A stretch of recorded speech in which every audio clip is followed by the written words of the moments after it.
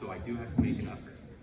But welcome to learn how to make almost anything for cosplay using Makerspace. I say almost because you can't really think that's what you can, but you're not supposed to. So and Pennsylvania, if you want to do it, go to Texas or something. And secondly, Makerspace. So who is familiar with something called a Makerspace? 1, 2, 3, 4, 5, 6.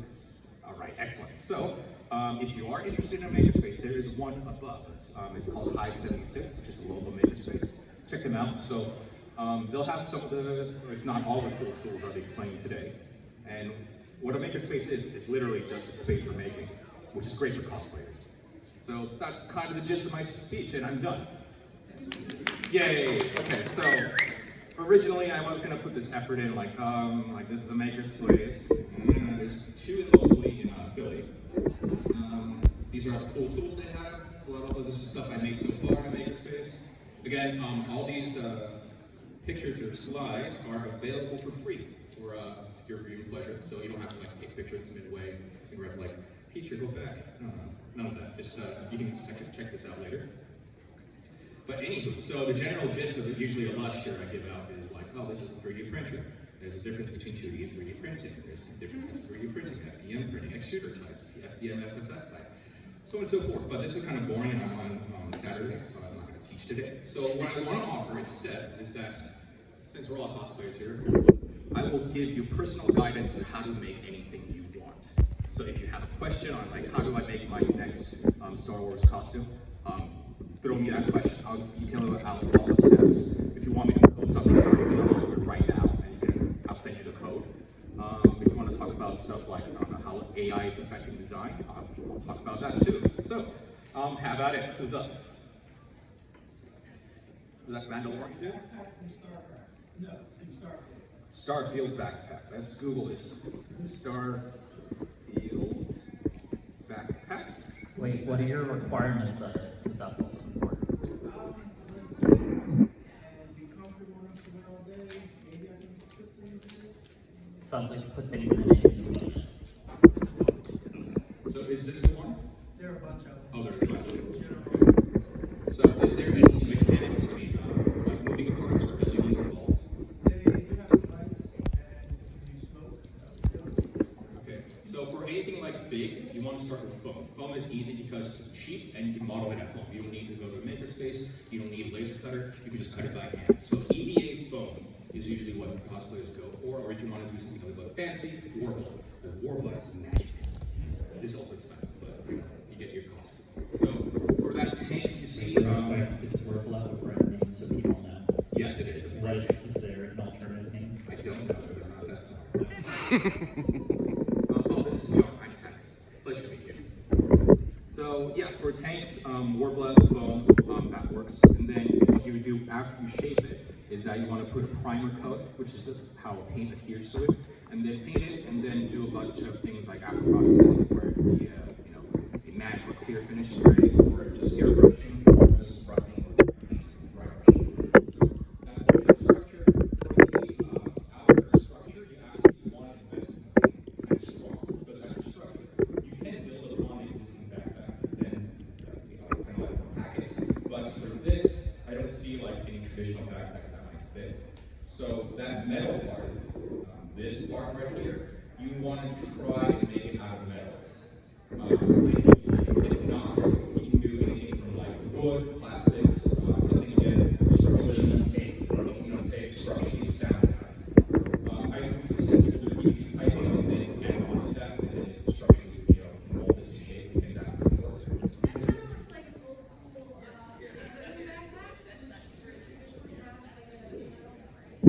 Right.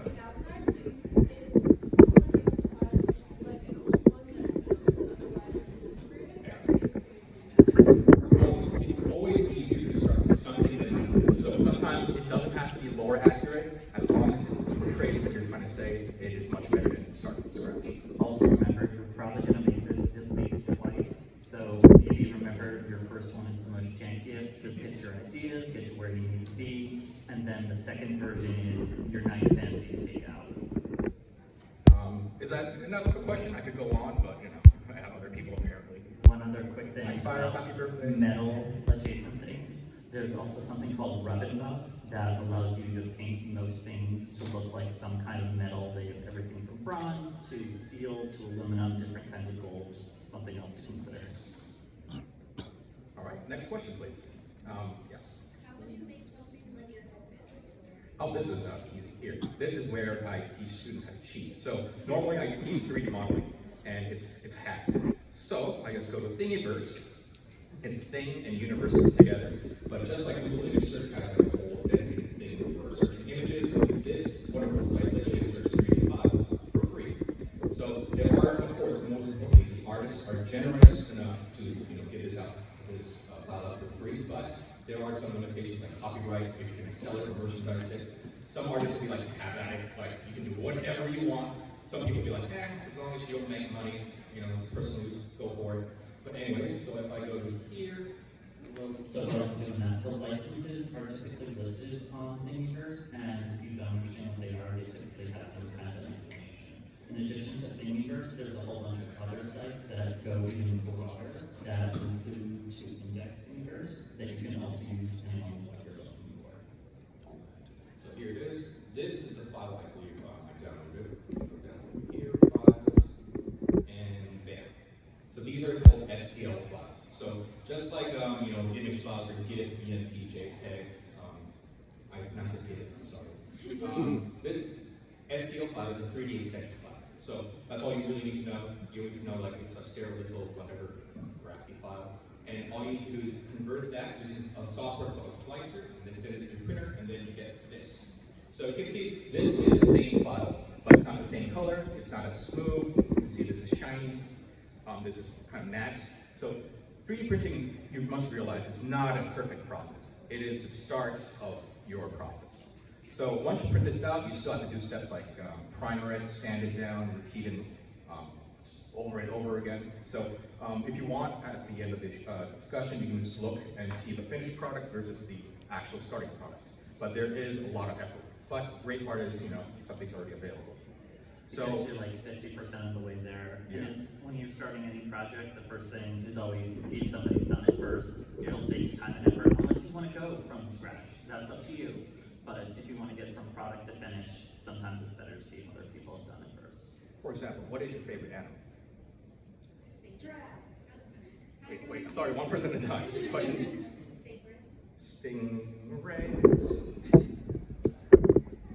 So like, search stingray. Great, wonderful. Someone has already modeled it for me, so I can start from here. So again, use the resources available to you. Online, there's so many tons of resources. There are even paid websites that allow better files or better support. So have at it. Okay. Next question. First, this is from Thingiverse. Oh, excellent. Yeah. So yeah, again, there's so many creative people. They are just so generous, and they allow us to, make our own props. Yeah, thank you. So my question was, what are the main advantages or disadvantages of EVA versus 3D printing? Right. So EVA foam is, let's say, you start with something. You start with the base material, and then you cut it, and then you kind of model it to your advantage. 3D printing is not that. 3D printing, you can start with nothing. So this is something we call additive manufacturing versus subtractive manufacturing. So traditionally, if I were to make something out of wood, like this, it's a cutting board. This is made of wood. So I start with planks of wood, I cut it down, I sand it, I shape it, and then I get this. But 3D printing, you start with nothing, and then it prints layer by layer. So my question is, what are the best applications for each one? Right. That's a very tough topic. It depends on your application. Yeah, that's very situation specific. Yeah, costs, let's say costs. It would be much easier to buy wood to make this than 3D printed because one, cheaper material, two, structural stability. Wood is pretty strong, but if you were to 3D print this, you would have to 3D print it with at least 50% density in all kinds of layer lines and parameters, and it just won't be worth it. Not to mention 3D printing this will cost, I don't know, 60 hours of print time. Oh. Yeah, so. 3D printing is slow. Yeah. This probably took 50 hours. Yeah. So it depends. You gotta use the right tools for the right job. And there's always ways that you can cut that down, like find out, maybe you can use half of it as wood, and then you only need the topper 3D printing, because that's the more detailed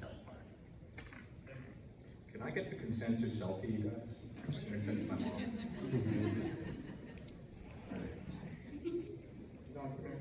Come here.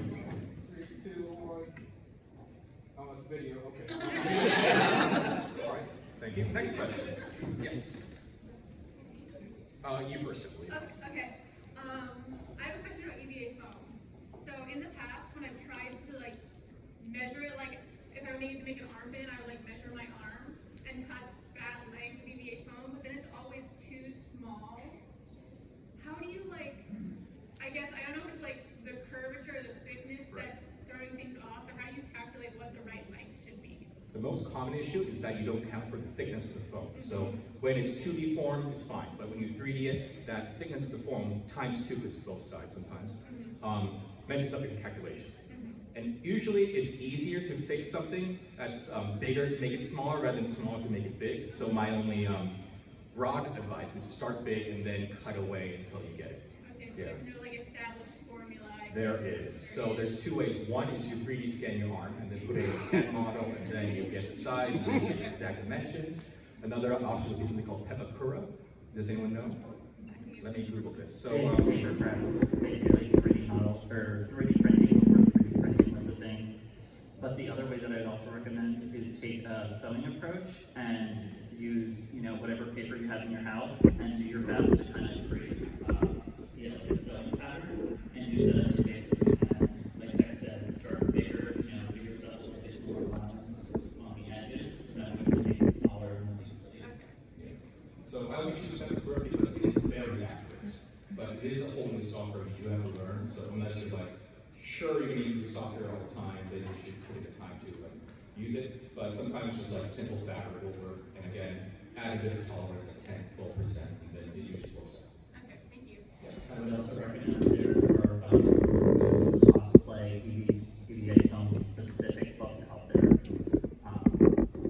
know what they are off the top of my head, but I'm sure if you Google it, some of the top results will come up. Thank you. Okay, so this is a bit annoying because, so what happened was I learned 3D modeling in college, and then in college, there's a bunch of programs to start with, but I started with something called Fusion 360, and it's now owned by AutoCAD, and I use this because it is a pretty good, strong software. It's almost industry standard. There's so many features you can do, and it has a academic license. So normally this software is like $700 per year, which is bullshit, but if you have an education license, if you have an email that ends with edu, it's free, or at least 4 years. And then you just pretend, I'm still in school, please renew me. I've been using this for 10 years. So, it doesn't matter, as long as you have an email with edu, they never check. So, this is nice, and these assholes are smart, because they learn that, hey, if we get it young, and then we teach them software, where they have to learn all the shortcuts, all the paths, you're stuck with that. You do not want to learn new software. So these people are ingenious. They'll give it to us for free like drugs. And then like, the next time you're stuck on it. You're stuck on it. So I can't say which software is the best. I just happen to be stuck with Autodesk because the quality is like parametric modeling, which is something very important in engineering. It also like simulations, CAM operations. I can go on and on. But let's say you want to do animation, like Pixar. Pixar uses Maya. Pixar is a big company. Does anyone know what Pixar is? Okay, cool. I'm talking with my friends. Okay, so Pixar, they don't use Maya for everything. They have their own in-house software, but for initially like storyboarding or animating things like jigs and seeing how everything runs, Maya is so intuitive, and there's so many tutorials online to learn. So that's a really good start. So again, it depends on what kind of software you use. I would also further that it depends whether you're making something that is functional versus something that are organic. That's very much a split in where you want to go. For organic, I would recommend people also super high level professional stuff is like ZBrush. Some people use Blender for organic stuff. It's a little more harder. There's also a whole bunch of iPad apps nowadays that allow you to just sculpt in with the Apple Pen and things like that. But then again, I would also recommend that you start with somebody else's model. Even if it's not perfect the way you want it, sometimes it's easier to add and improve somebody else's model to make it than starting from scratch.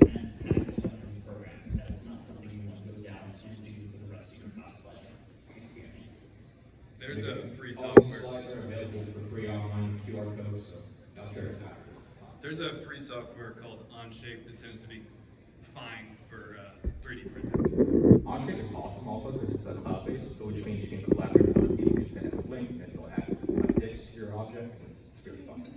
My only caution is under the free license, they allow other members to use your work. So just be aware of that. Not that it's a bad thing. Everything has a plus and a minus. If you need to be able to model on your phone or on an iPad on the go, it's definitely worth it. If you don't care if somebody uses it later.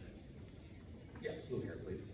You were talking about Vision 360. You can get it for free if you sign up for the personal use form, and it just gives you a slightly more limited version. But you can get it for completely free for however long, and that's how I'm.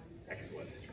Yeah, so by the way, this is a discussion, so if you want to just join in, please let me know, because you guys are, we're all makers here. Questions? Yeah. So I have an Ender 3 Pro, and I was wondering if you would recommend something to upgrade from that, because it actually, it crapped the bed. The main circuit board overheated, and it says that the extruder temperature when I start it up is already at 250C. Yeah. So what would you recommend for a decent, not overly expensive 3D printer? What is your budget range exactly? Right now I'm just using my work 3D printer, but a personal one would be about $400.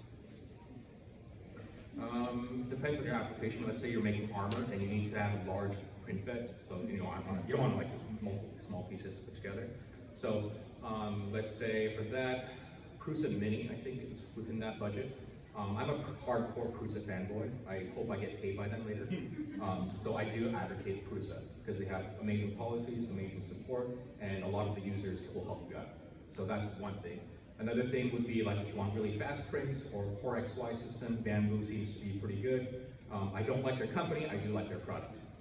If you want to go for like really large bed, like 300 millimeters, a Creality CR10V3 is 300 by 300 by 400, and that has some limits, like it doesn't have auto bed leveling, for example, but it will get your prints really big.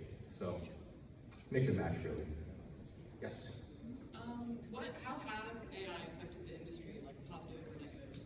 Right, so my background is that I work at UPenn, I manage one of the makerspaces. So I get the fun job of doing the teaching that the professors don't want to do, which is coding mostly. So I found that, it's hard to sometimes teach coding to a liberal major who cares more about government and about Palestine, and I can't really say, So what I do is, again, I cheat, because I'm not a student, I can cheat now. So if you go to, let's say, AKA open book test, whatever you want.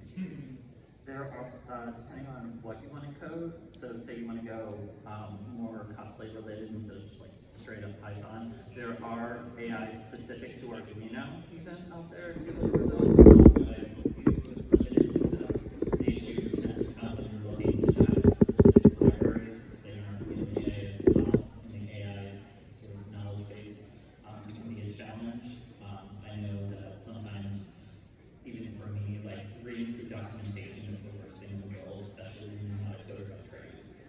in the standard of this talk, I just developed my code for Arduino. So this is one of the primary applications I use. Not all of us are coders, nor do we really want to be coders, and I don't blame you, but Arduino is one of the most easiest platforms you can start. They use a language called C++, and then what you can do is, especially for cosplayers, light effects, sound effects, input-output stuff. So, for example, if you want to add LED effects to your gun or costume, you use something called neopixel strip, which is just LEDs in a connected strip, and then you code, hey, I have 40 of these LEDs, I want it to flash brightly in this specific color or this specific pattern, and when I press this button, and that's it. So, from here, sometimes the code is wrong, because this is AI, it's not perfect, but this is a great start, because you can say, oh, this is pin 6, this is where the data pin for NeoPixel connects to. This is the number of pixels. If I want to extend or shorten the LED strip, I'll just change the code from 40 to like 20 or 12.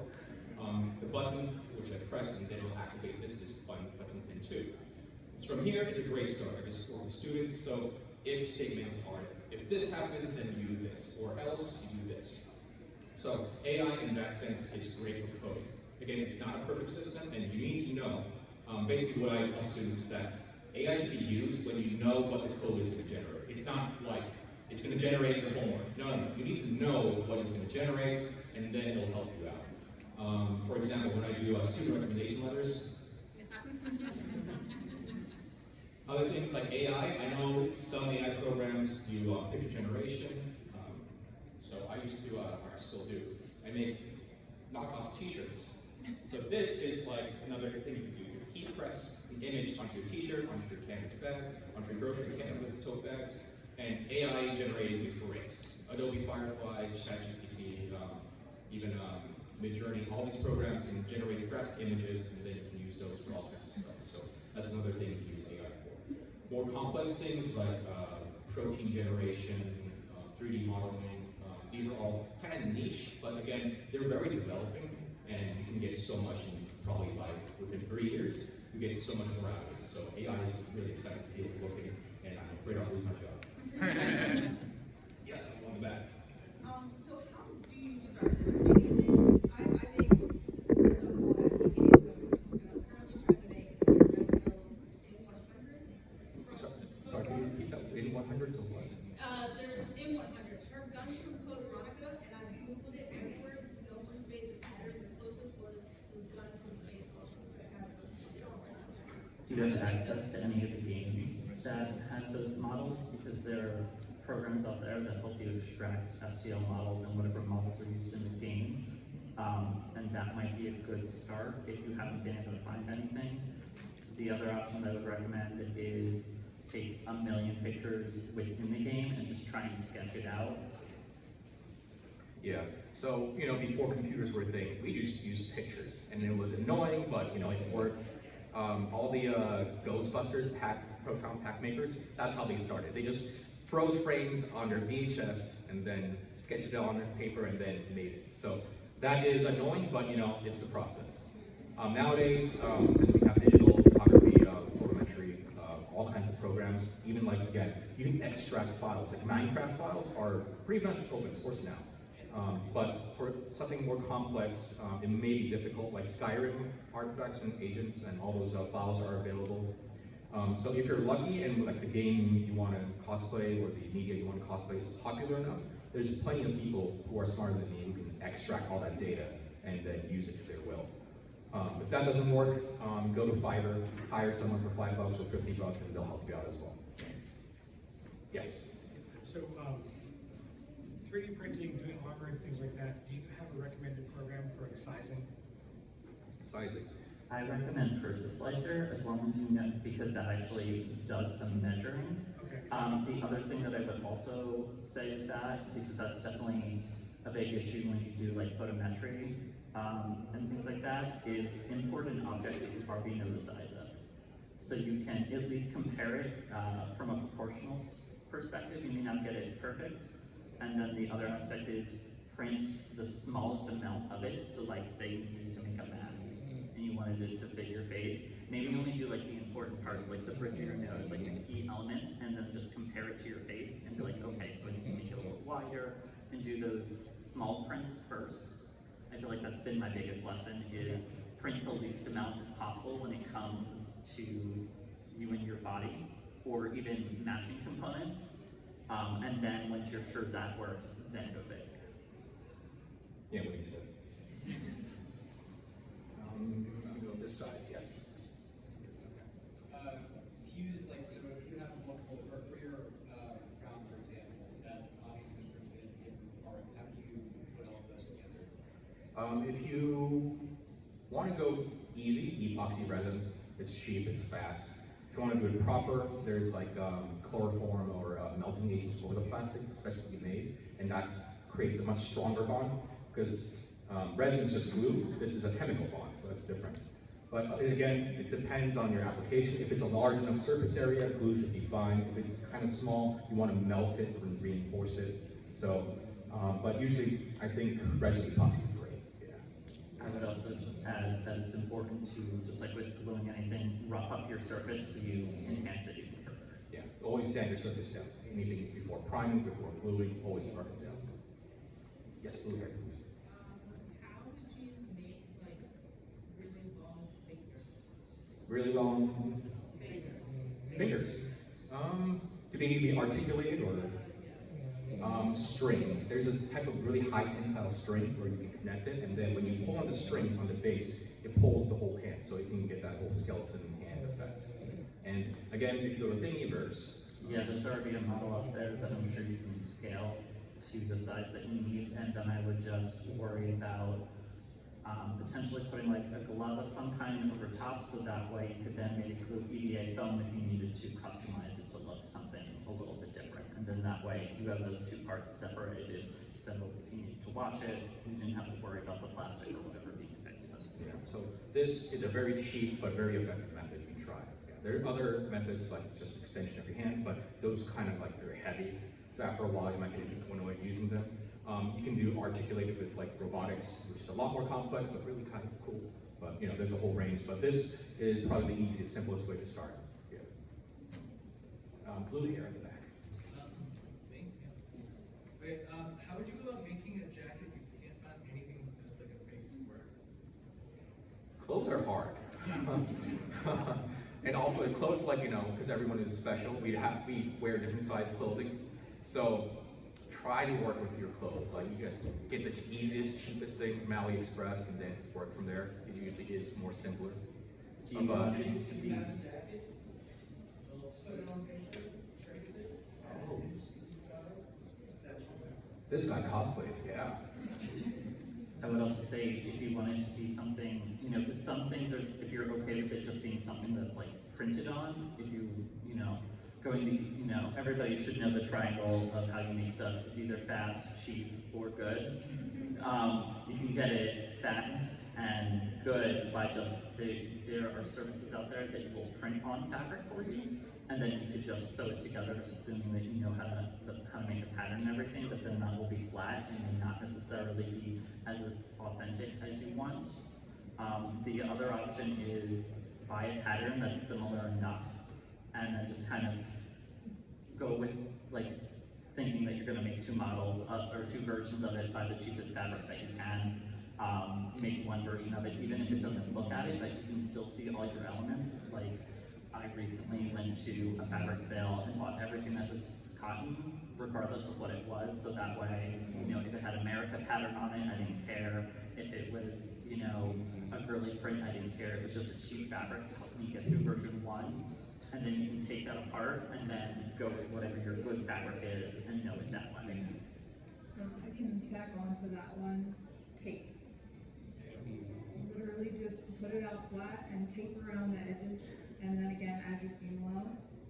And if it's a jacket specifically, look up a tutorial of somebody online making a jacket. There's a lot of complicated things that go into a jacket, like your arm side has ease. Arms are the biggest thing.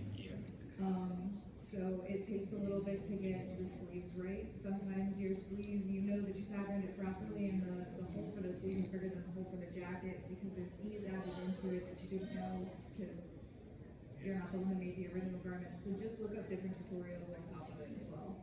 Because I literally just taped this out from a shirt that my husband had and went from there. There's sections of material like fabric tape, fabric spray, really amazing stuff. And also, if you need a sewing machine, just get this. Like, it's worth every penny. Yeah. Don't mess around with any other stuff. This is what you need. Also, if you have a little bit more money and you're going to be making a lot of like clothes, get a dress form that is adjustable, so you can like just take your measurements, and that way you can kind of pin the fabric to your size. And then, because like this, I worked on over the week while I was in meetings, and all I did was I just took some like scrap fabric, wrapped it around, traced it onto like the dummy, and I just cut it as needed. So. And if you're looking for pre-existing patterns, Etsy has a million of every kind of garment you can think of, and they're usually cheaper than like big box stores, and they're always there.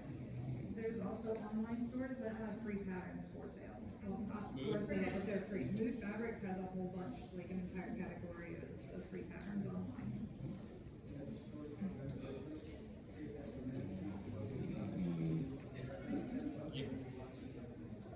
Yeah. And if anyone lives in Philly, there's a place called Fab Scrap in the Bach building. Amazing resource, yeah. I get all my letters there. Yep. Fab Scrap in the BOK building, Bach. Yeah, let me do that. While I pull it up, there's a question over here. No? Next question? Yes, gentlemen. So, 3D printing with filament is, awesome, etc. However, I have discovered that trying to make it smooth when you are finished is annoying for a lot of reasons. One of which is a lot of material, a lot of TPU will shred if you're trying to smooth it out. So, do you have any suggestions for? Because you can only make the printing resolution so high before you end up spending 4 hours to do something that's this big. So do you have any suggestions for smoothing it out, or? Can you give us a little more context, because different objects might require different post-processing? Well, like, he's got the horns right there. Now, I can't see from here, but they're probably pretty smooth. However, I bet the one you just printed is not quite all that smooth. So how did you make that smooth? So if you can hand sand it, sometimes it's worth it. Just binge on a new Netflix show and then just keep sanding, water sanding. That's one process. But if you look at this towel, there's a lot of details that your sandpaper won't go on. So this is where we use acid paper. It's chemically smoothing down the plastic. And that's specifically for ABS and probably ASA and not. Yes. I don't use ABS because of the toxic. Yes. So unfortunately, cosplay, ABS or ASA is a lot better than PLA. PLA is brittle, it doesn't sand that well. There's a lot of stuff, hand setting can do so much. ABS is a lot easier, but again, there's cost use of it. So let's say you're just outsourcing your 3D prints, ask for ABS or PSA prints. Those are much easier to work with. Other ways you can sand things, like for example, just hand sand it, primer, repeat over and over, and then repeat it over. The right one is 3D prints again. They're kind of heavy, but they don't really ask you to do that post-processing aging method. So there's sanding, chemical, heat, coating, weathering, all kinds of options. So if you can hand sand it with sandpaper, again, if you have a surface area, just do it. If you can, or you have access to a Dremel or multi-tools, like those are, again, so valuable. Get one of those triangle sanding pens. Those will save so much hours of your life. It's worth every penny. Yeah. You might also be able to coat the outside, maybe some kind going back to if it needs to be flexible or whatever, you might be able to coat the outside with some kind of primer or resin that'll give you a little more buffer between the outside and the material, and it might help give you that different property that you need. And also, there's always like resin printing, which is a better resolution to start with. Yeah, but again, it's not big enough. It's kind of expensive. Yeah, we all know this. So it depends how much time you're willing to put in. Yeah. Okay. Next question. Yes. What are like financial costs associated with using Makerspace? I know they exist, but I've never been to one to use a 3D printer. Yeah, excellent question. So unfortunately, I work at a university which is private, so I cannot cater to outside staff. Luckily, in Philly at least, there are 2 different makerspaces close to Philly, Central. NextStat and 576. NextStat is a little more professional, which makes it a lot more expensive. I think their cheapest monthly plan is $219 per month, and then their nicer ones at $300. It comes with like machine hours, but that will get the job done. 576 is a non-profit community-led makerspace, which is right above us, so you can check it out. And they're like $12. So there is that price difference, and then depending on what you need or how much time you want to learn in order to put in, check it out. And again, every major city I think has a makerspace. So just Google Kentucky makerspace, and then you get that. Or amount of time, or like what supplies would take, like how many I'd say it's a mix and match. 3D printing sometimes can range from like an hourly rate, or it could be just like whatever material you use. Every space has their own regulations. So I can't say just like it all. But always go for like public makerspaces. They're great. You just want to hang out with them. I would just remind people that makerspaces are typically volunteer run, so when a machine's down, you don't always know when it's going to be back up. Yeah. So that is one disadvantage to community makerspaces. If you need something up and running, it comes back to, if you don't have a lot of time, sometimes you'll have to pay more to be able to get into the space that always has it up and running and whatnot. But also, make friends. They will, I'm sure, will be able to help you out with 3D thing. I feel like most people, even though they go to a makerspace, still have something at their house that might be able to help you in a pinch. Yeah. Next question. Yes. Earlier you mentioned a rub and buff. Are you able to get like a really shiny reflective finish with that, or is it more of like a dull finish? I've typically found dull, but that was the application that I wanted it for. It might be possible, but I have a feeling that there are probably other products that will give you a shiny finish that I'm just not aware of. That's true. You could also add something on top of it to give it that gloss that you're looking at. I'm trying to make like something that looks like a brass instrument, and they're very like mirror reflectiveness, so I'm not sure. I would almost try, like this is just off the top of my head, I haven't actually tried this, maybe aluminum tape and then see if you can have some kind of alcohol ink that's semi-transparent to give you the color of brass, and then still have the reflectiveness of the aluminum tape underneath. 3D printing, you can actually get some reflectiveness, like you can see, no, I'm not honest. There's a Anyways, layer, I wouldn't call that reflective. but once you do, like go down to like, I don't know, 1000 grit on sandpaper, you can get a really nice shiny finish. Yeah. Thank you. Yeah. Yes. If you're planning to use magnets in a cosplay, how strong should you typically have the magnets be? The more the better. It's hard to calculate magnetic force, and then there's movements, and there's all kinds of like issues. Distract the crowd. I mean, pull something up.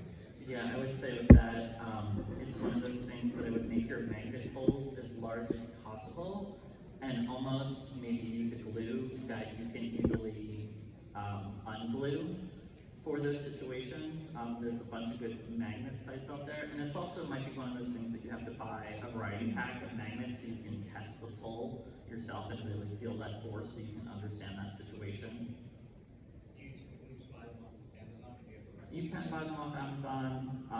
It really comes down to how specialty you need it, when you need it, all those things. You know, the size, shape, maybe they won't have it on Amazon, maybe you need to go somewhere else.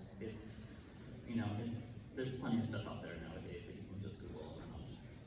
Home Depot has a lot of neodymium magnets as well. Those are much stronger. Alright, well, he's looking that up. Anybody else? I have a You have an answer? sorry. No, you're good. You have another comment on magnets. I have a question about them. Oh, okay. Yeah. As far as using EVA foam with magnets, if you're taking, and it's, for instance, you want one of those floating sword holders that you'll see on video games that don't actually have a sheath. You have one to your back and one in the weapon. How much would it actually deteriorate the foam that's over top of it, or press into the foam that's over top of it?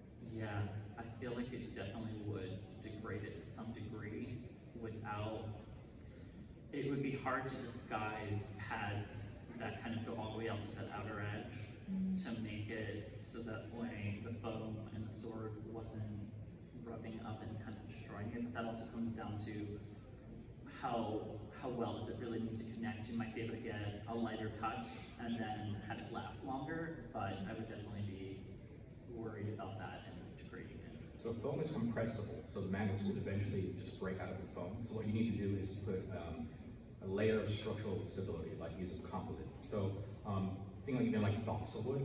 It's super light, it's not really strong, but that prevents the foam from compressing in that small magnet area. It distributes the force greatly. So just like drill out your own foam, put the magnet in, and then put a slap on like 3D printed little tray or some balsa wood, and then that prevents the magnet from like pushing out into the foam. You might also be able to impregnate the foam with some kind of resin, but I imagine that there would be some color distribution, some color changes of you putting that resin into it. Okay. Instagram is not working out, so yeah, like and subscribe. Next question. Behind the blue hair. So I dabble in a lot of different types of software, both professionally and personally, and my old laptop broke, but I want to keep having a laptop and not something to keep it portable. So I'm running into the issue where when I look at specs and things like someone I know said, oh, you should just get multiple laptops. I was just curious, is there a good overall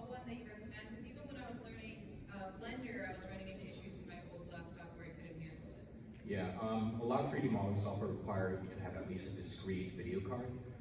Nowadays, like, I think a lot of laptops can come with like a 1060 or 1070, and that covers most programs. And then you need to have at least 16 gigabytes of RAM. So those two are really the biggest factors. You don't want like a CPU that does both graphics and the CPU part. You want a laptop with a dedicated graphics card. The other option that's a different approach is if you already have a home PC, you can just run remote desktop software back to your PC. That may be the easier option than trying to spend a lot of money, but it also then requires that you have a desktop at home, which not everybody would necessarily have. Google also provides a virtual machine. Yeah, similar concepts.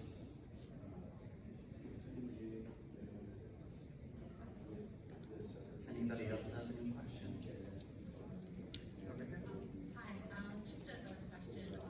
Two of my three kids were Loki variants a couple years back, so I did what most folks do, checked out Amazon, see what I could buy, firstborns.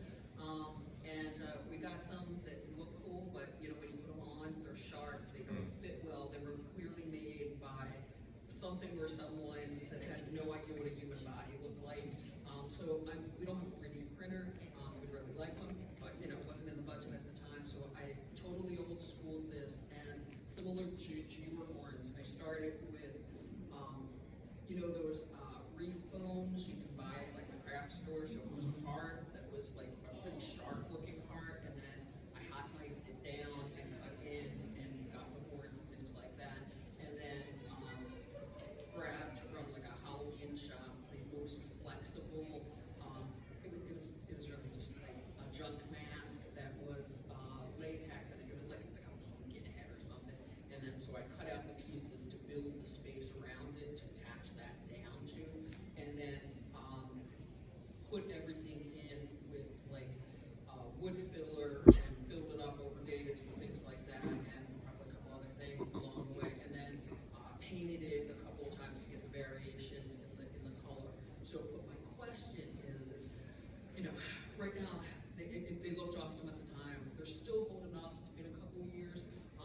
They haven't been worn much since. They're kind of like sitting, looking pretty on a shelf somewhere. But I know that latex, I didn't put any sort of protective varnish over it beyond just the paint. What would have been a good choice for, getting onto the latex and all with it that would have helped preserve it more if they want to wear it longer? Because I know inevitably I'm going to get some cracking and things like that, but they were definitely wearable, at the time, and light and stayed at the right shaping on there. So is the latex a part of the mask, or is that what's like holding on to their face? The latex is the, if on yours, it's that piece that comes over here, and it's what the horns sit into. So that's really as much of the latex as there is to it, is to just hold that piece in. And then, there's everything from under the wood filler pieces, seriously, some paper towels. And Sorry, I'm gonna have to cut you off, but we don't have so much time left. But let me premise it. You're a great mother. I wish my mom had that much work in my Halloween costume. She just gave me a boxing tape. I Secondly, grew up in the 70s with her grandmother who was a seamstress. Secondly, check out a company called Smooth On. They make amazing products. One of them is like a paintable silicone, and silicone lasts forever, basically, and it's food safe. So that is fine. Oh, do check if your son has a silicone allergy first. But then slap that on and it works. And we have time for one more question, please. Yes. What about getting as close as possible skin texture? Skin texture, again, Smooth On. Oh yeah. They literally have a product for this. And let me entertain another question while we research this. Any questions? Yes. Do you have advice, especially when you have handmade costumes on, just keeping them clean? Because honestly, this costume's been sitting on my floor because I'm not 100% sure how to wash it safely. Most of the time they just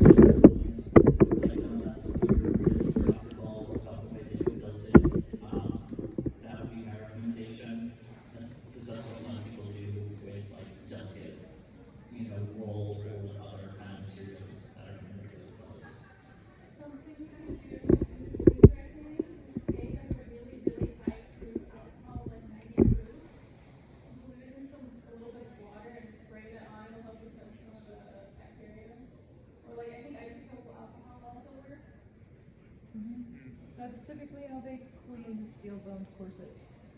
And like, So it's recommended. And then anything that's exterior that's not touching your skin, you probably don't have to wash as frequently. So if you want to layer, if it's possible, I know it can get pretty hot during the summer, but if you want to layer, put something on underneath it so that you're washing the item that's underneath it and you're washing the actual costume less. And you might get them get away with like Under Armour as your underlay. That's kind of a good looking layer and whatnot, and that tends to absorb it. But it also comes back to how much you're really going, what temperature you're going to be wearing it in. There's a lot of good solutions for those things, but you gotta find one that one's there. And that's it. Thank you.